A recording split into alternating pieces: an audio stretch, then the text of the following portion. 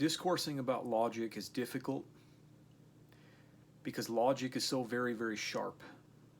It's sharper than we realize. Now, I remember discoursing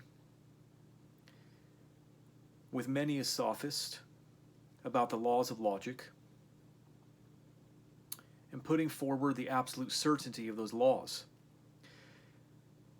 Now, a clever sophist will realize that they can't deny these laws. And because they realize they can't deny these laws, they move to the next phase to trivialize them, to reduce them, to essentially dismiss them. The first attempt is to dislodge them, but it fails spectacularly.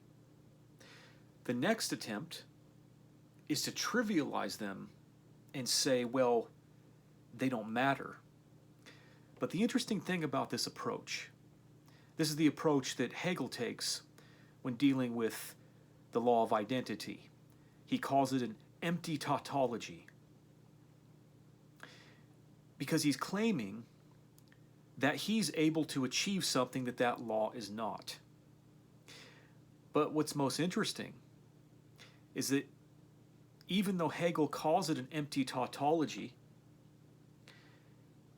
he proceeds to use the law of identity to construct every substantive that's in contrast to empty, every substantive premise or truth in his system. And it's the same way for every other sophist.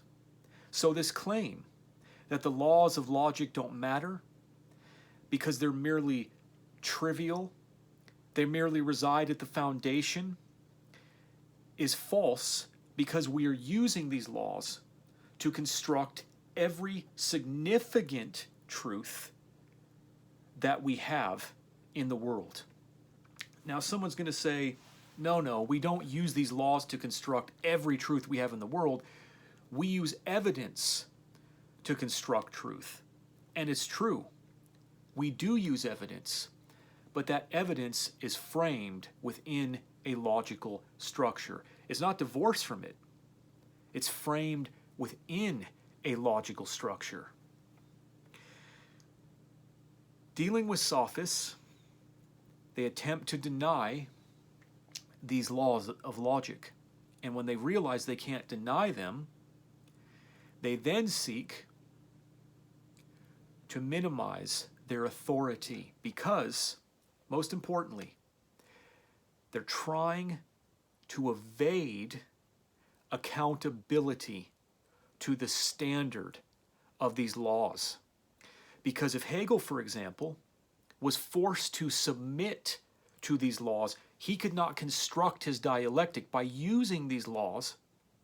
We would see through his dialectic, and we would see that he is confusing things, conflating contraries into unities where they don't actually belong. The truth is that Hegel is utilizing the laws of logic to make every single distinction, including every sublated conclusion that he derives from his dialectic.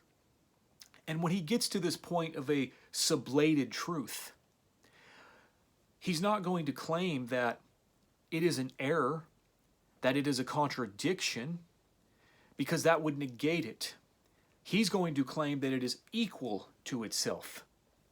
So he upholds these principles from start to finish, but what's really going on is that the thinker deceives themselves, and they try to draw others into this deception. When we stop thinking logically, we begin to get deceived by narratives. And when we get deceived by narratives, we can start to believe anything because we're not thinking rationally. Contradiction no longer matters because we're merely thinking in terms of narrative. So we deceive ourselves, thinking we've gone beyond the laws of logic, and we haven't. We're using them at every turn. Every premise of our narrative is stated using these laws. And so a sophist, a person who is ignorant of logic, they not only deceive themselves, but they draw other people into their deception. And this is a tragedy because it collapses intelligence within the world. Logic is the type of thing that is so sharp it constantly evades us. We cannot keep it in our minds and we cannot think in terms of it. We constantly fall into performative contradictions because logic is so sharp. This is what I have discovered in my studies in logic, that we labor over a refutation many times. And the reason we labor so much is because the refutation was so sharp and so simple, we couldn't see it. So we are looking for something more complex, but the refutation came swiftly. Sophists that try to trivialize the laws of logic, it's an extraordinary discovery, this act of attempting to trivialize these laws, because the individual who does it is using these very laws to trivialize these laws. So every significant truth, any premise that they would claim, here is a significant premise, here is a significant truth, they have in fact established that truth and are declaring that truth on the basis of the laws of logic. So if the laws of logic are so trivial, why is it that we're able to use them to state substantive truths, to demarcate substantive truths? Do we see the performative contradiction here? Do we see why this attempt to reduce, to trivialize these laws does not work? Because the very act of it is making use of them, which is a contradiction, because if it is true that the laws of logic are merely trivial, empty tautology, as Hegel would say, then why is it that we use these laws to discover that? Shouldn't these laws be incapable of discovering significant truths? So you see, there is literally a performative contradiction. But of course, it doesn't stop there. That's not what we're reduced to. We're not reduced to a position of irony. The reality is that these sophists are self-deceived. So they're constantly producing truths or knowledge or whatever they believe is based on these laws, but they think that they have bypassed these laws. So this self-deception process that they are engaged in is not just a one-time irony where they're producing a truth that says the laws of logic are trivial, the law of identity is an empty tautology. Wrong. They're doing it over and over again because all we have to do is ask them, give us an example of a non-trivial, of a truth that's not empty but substantive. Every time they state that, they're going to be using the laws of logic. They use the laws of logic to arrive at that. So every time we're going to find that the individuals who try to bypass logic are bound up in it. What we've lost in our age, we've lost this simple clarity because the age of sophistry is so powerful, it has knocked us down. It has confused us. It has caused us to think distortedly. We have become sophists in the age of sophistry. And so when we recover this logic, it's a sharp, powerful tool that slices through all of the error in our time proficiently and sharply. And it comes across as something of tremendous authority and tremendous power precisely because we live in an age of sophistry.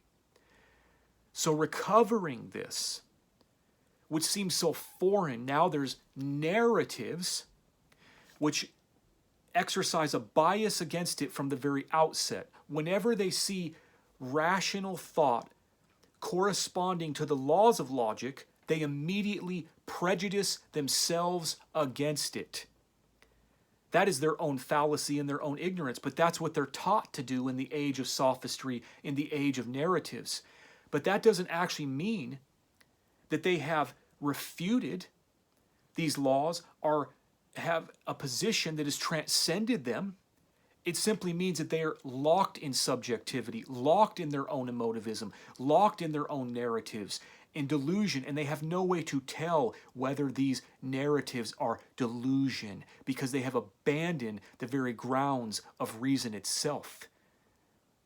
It's a warning not to be like these sophists in an age of sophistry. It's a warning because it's so easy to fall into this because the logic is so sharp and we are so easily lulled by the algorithm that pulls us into its narrative.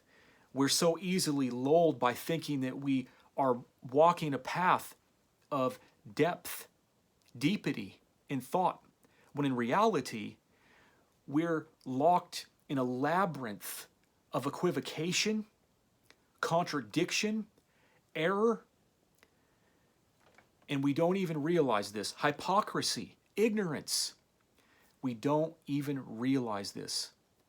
And the reason we don't realize it is because we have lost the ability to think logically, to think rationally, and we default to narrative. We don't like the standards of rationality, of logic. We don't like how swiftly logic refutes the narratives we love. We don't like it. So what's our goal? What do? What's our motivation? To use the narrative to deceive ourselves, to make ourselves believe that our narrative has transcended logic. That is Hegelianism. That is modern day sophistry. That's how it functions and works. The narrative is deeper than the logic. No, it's not, because it would be completely unintelligible apart from the laws of logic. You could not make sense of a single sentence or a single term apart from the laws of logic. The entire structure of the sophistical edifice is built upon the laws of logic that it seeks to evade and dismiss when it finds that those laws are inconvenient, are putting forward truths that the sophist finds to be painful, are distasteful. They don't like it. We don't like it when the narratives that we desire to believe, the narratives that we feel give us great power, when those are shattered by logic, when they're shattered by reason. We don't like it. So we seek to dismiss the process of logic, the authority of logic, but we're really just deceiving ourselves. That's the bottom line. That's the whole point. Individuals who are doing that, we are deceiving ourselves if we do that. We think that we are making progress. We think that we are peering through. But if we have abandoned the laws of logic, we are not. We are not maximizing our rational capacity of thought, and we are confused. We are lost in a labyrinth of narrative, of equivocation, of ignorance. To restore that, we must reaffirm the laws of logic. We must recover them and learn how to wield them objectively, not based on our emotion, but based on the validity of reasoning itself.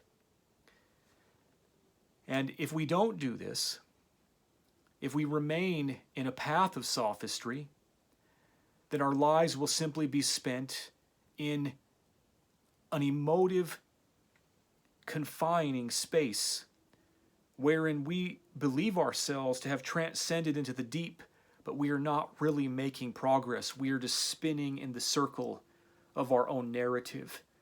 We are not actually pushing forward into a position of progress in thought, reasoning, logic. This is the state of most thinkers, I think, spinning in a circle of subjectivity, not aware of the fallacies, the errors, the emotivism that is keeping them locked in that circle and keeping them bound up in irrationalism. Sophistry is alive and well. It always tempts us. And it is no easy thing to think rationally because it requires discipline. The laws of logic are absolutely true. When I say this, I see the two different responses. One is to attempt to deny them, which never works. The person is broken. The second one is to trivialize them while using them for everything to produce and construct everything that is not trivial. So it's just ignorance. So these extraordinary laws, we should recover them. Realize their authority. They are in fact absolutely deniable. I didn't know this. At one point I knew this. Then I was pulled away from it through Hegel. His sophistry is genius. I was pulled away from it, but as I read him carefully applying these laws consistently, I saw that he did not, in fact, sublate them, but that everything he did was contained within them and bound up within them. It is true for every sophist. It is true for every denier of these laws. Otherwise, they cannot make a single solitary point. If we deny these laws, we harm ourselves. We lock ourselves into a circle of ignorance.